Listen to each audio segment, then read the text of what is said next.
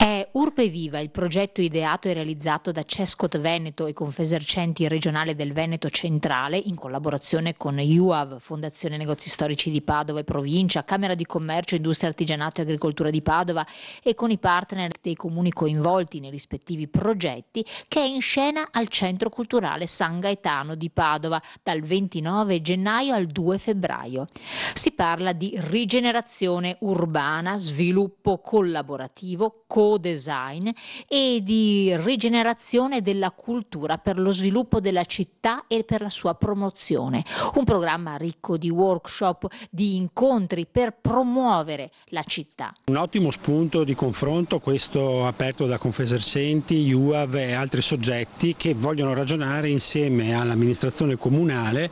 L'obiettivo è corretto, cioè non esiste una riqualificazione architettonica strutturale se questa non è accompagnata anche da uno studio attraverso i soggetti della città per fare in modo che poi gli interventi possano cucirsi meglio nel tessuto sociale. Il workshop si è concretizzato attraverso una passeggiata proprio all'interno dei quartieri coinvolti dal progetto Sun City e si articola anche in un confronto tra tecnici, amministratori, associazioni locali e cittadini per una riqualificazione della città che possa essere il più possibile condivisa, per il ripensamento e la riorganizzazione dei servizi e del patrimonio di impresa, quali strategie competitive per far crescere il territorio veneto. Questo progetto che parte da Cescot Veneto, noi come IUAV siamo partner di questo progetto e ci occuperemo dell'attività di ricerca, parte proprio dall'idea di lavorare sulla microimprenditorialità, in particolare commerciale, per rivitalizzare pezzi di città. Questa è la funzione principale che noi attribuiamo alle attività commerciali, anche minute, piccole attività commerciali che possono riqualificare quartieri, che possono riportare vitalità all'interno di un quartiere.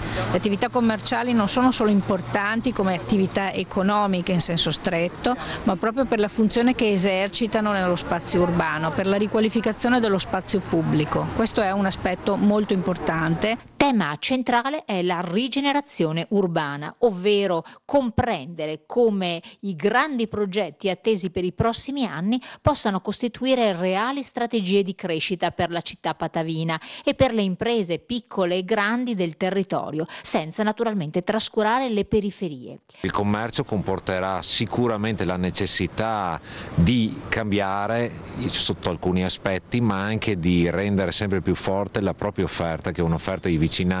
Come abbiamo sentito raccontare oggi, i cittadini cercano i negozi che offrano opportunità di qualità e cercano soprattutto una socialità che solo il commercio sa dare alla città. Con questa passeggiata urbana cominciamo a renderci conto di quello che sta succedendo, di quello che è successo e di quelle che sono le potenzialità della nostra città.